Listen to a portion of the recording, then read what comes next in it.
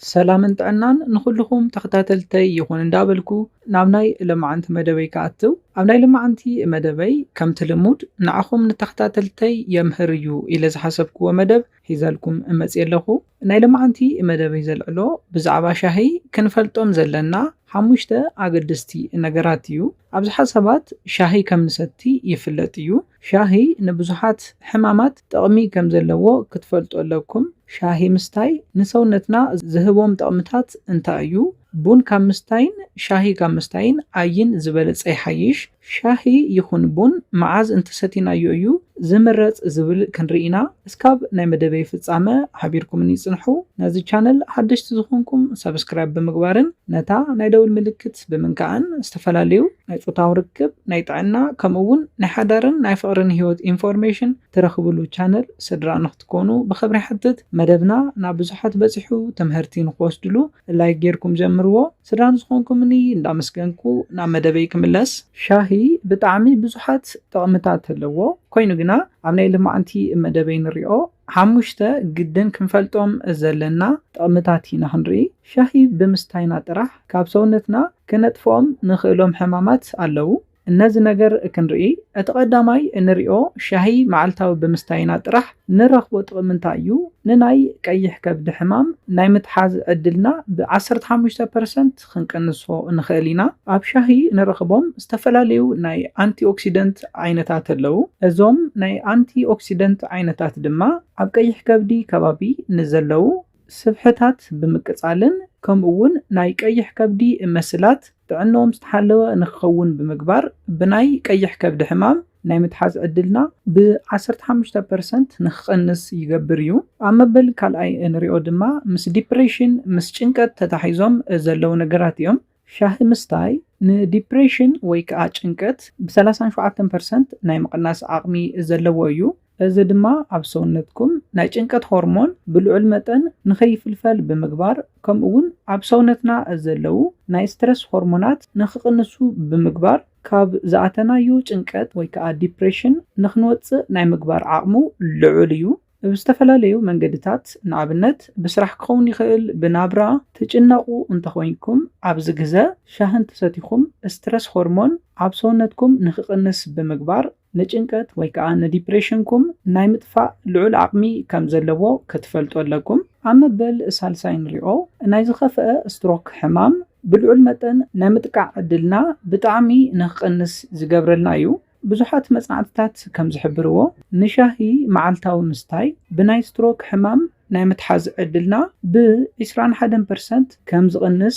መጽናዕትታት ይሕብሩ እዮም እዚ ስትሮክ ንብሎ ብፍላይ ናብ ርእስና ዝኸይድ ናይ ደም ምዝውዋር ኣብ ዝቋረፀሉ ግዜ ናብ ሓንጎልና እኹል ዝኾኑ ኒውትረንት እኹል ዝኾነ ደም ንኸይበፅሕ ብምግባር ልዑል ዝኾነ ናይ ጥዕናዊ ፀገም ከብፅሕልና ዝኽእል እዩ ኣብዚ ሕዚ ግዜ ኣባና ናይ ስትሮክ ሕማም ብጣዕሚ እንዳተስፋሕፈሐን ንብዙሓት ኣሕዋትና ናብ ዝኸፍአ ጉድኣት እንዳብፅሐ ዝርከብ ናይ ሕማም ዓይነት እዩ እንታይ ደኣ ሻሂ ብምስታይ ብናይ ስትሮክ ሕማም ናይ ምጥቃዕ ዕድልና ብ21% ክንቅንስ ኣለና ኣብ መበል ራብዓይ ንሪኦ ንናይ ልቢ ሕማም ናይ ምግላፅ ዕድልና ብ5% ናይ ምቕናስ ዕድል ከም ዘለዎ እዩ እዚ ድማ ጥዕንኡ ዝሓለወ ናይ ደም ምዝውዋር ንክህልወና ብምግባር እዩ ሻሂ ኣብ ትሰትዩሉ ግዜ ናይ ደም ትቦታትኩም ስፍሕ ንኽብሉ ብምግባር ኖርማል ናይ ደም ምዝውዋር ንክህልወኩም ክትገብሩ ትኽእል ኢኹም ኣብ ልብኹም ናይ ስራሕ ጸቕጢ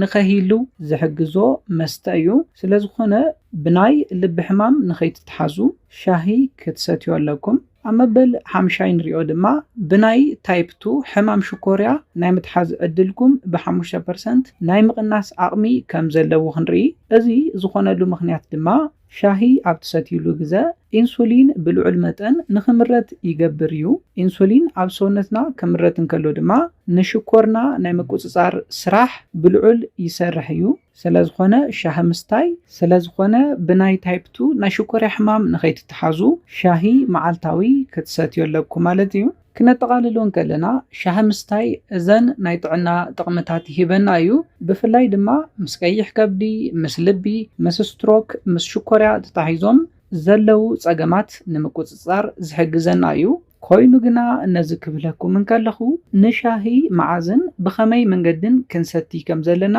ብደንቢ ክንፈልጥ ኣለና። እቲ ቀዳማይ ሓሳብ እንታይ እዩ? ንቡን ይኹን ንሻሂ ኣብዚሕኩም ትሰትዩ እንተኮይንኩም ልዑል ጉድኣት ዘይኮነስ ዝኾነ ዘምጽኦ ለውጥታት ኣለዉ። ንኣብነት ምድራቕ ከስዕበልኩም ይኽእል እዩ። ቡን ይኹን ሻሂ ኣብዚሕኩም ኣብ ሓደ መዓልቲ ውሽጢ ትሰትዩ እንተኮይንኩም ቆርበትኩም ንኽደርቕ ክትገብሩ ትኽእሉ ኢኹም። እቲ ካሊእ ንሪኦ ድማ ብፍላይ ሻሂ ንናይ ሙቐት መጠንኩም ኣብ ሰውነትኩም ዘሎ ናይ ሙቐት መጠን ማለት እዩ ንኽውስኽ ናይ ምግባር ዓቕሚ ዘለዎ እዩ። ንሻሂ ደጋጊምኩም ክትሰትዩ ከለኹም ናይ ሙቐት መጠንኩም ብልዑል ንኽውስኽ ትገብሩ ትኽእሉ ኢኹም። እቲ ካሊእ ክትገብርዎ ዘለኩም ነገር ድማ ንሻሂ መዓዝ ክትሰትዩ ከም ዘለኩምን እንታይ ዓይነት ጥንቃቐታት ክትወስዱ ከም ዘለኩምን ምፍላጥ እዩ። ነዚ ክንርኢ ከለና ንሻሂ ክንሰቲ ከለና ፈለማ ንጥቀሞ ናይ ሽኳር በዝሒ ክንዕቅኖ ኣለና። ሽኮር እንዳብዛሕኩም ደጋጊምኩም ሻሂ ትሰትዩ እንተኮይንኩም ናይቲ ሽኮር ምብዛሕ ጥራሕ ልዑል ጉድኣት የምጽእ እዩ። ስለዝኾነ ሽኮር ኣብዚሕኩም ክትሰትዩ የብልኩምን። እቲ ካሊእ ንሪኦ ድማ ሻሂ ክትሰትዩ ክተፍልሑ ከለኹም ነቲ ቀጠፍ ዓቂንኩም ክኸውን ኣለዎ። ብጣዕሚ ክተጽልምዎ የብልኩምን። ዓቂንኩም ልስልስ ኣቢልኩም ብጣዕሚ ዝጸለመ ሻሂ ክትሰትዩ የብልኩምን። ብጣዕሚ ዝጸለመ ሻሂ ደጋጊምኩም ክትሰትዩ ከለኹም እዚ እውን ካሊእ ጸገም ከምጸልኩም ይኽእል እዩ። ብተወሳኺ ክትፈልጡ ዘለኩም ነገር እንታይ እዩ? ሻሂ ይኹን ቡን ኩሉ ሻዕ ምስ ሰተኹም ሰውነትኩም ንኸይደረቕ ድሕሪ ውሕዳት ደቓይቕ ማይ ክትሰትዩ ኣለኩም። ማይ ድማ ኩሉ ሻዕ ንናይ ሰውነትና ምድራቕ ከም ዝከላኸል ክትፈልጡ ኣለኩም። ካብዚ ወጻኢ ድሕሪ ቁርሲ፣ ድሕሪ ምሳሕ፣ ድሕሪ ድራር ክኾን ይኽእል። ኣብ ዝኾነ ሰዓት ምግቢ ምስ በልዓኹም ድሕሪ 30 ደቂቕ እዩ ሻሂ ክትሰትዩ ዘለኩም። ምግቢ ምስ በልዓኹም ቀልጢፍኩም ሻሂ ትሰትዩ እንተኮይንኩም ምስ ናይ ኣይረን ዲፊሸንሲ ተታሒዙ ናብ ጸገም ከእትወኩም ይኽእል እዩ። ምዉቕ ነገር ኩሉ ሻዕ ድሕሪ ምግቢ ድሕሪ 30 ደቂቕ ወይ ከዓ ድሕሪ 1 ሰዓት እዩ ክትወስድዎ ዘለኩም። ብፍላይ ድማ ሻሂ ምግቢ በሊዕኹም ሽዑ ትሰትይዎ እንተኮይንኩም ካብ ዝበልዕኹሞ ምግቢ ሰውነትኩም ናይ ኣይረን ጥቕሚ ንኸይረክብ ይገብር እዩ።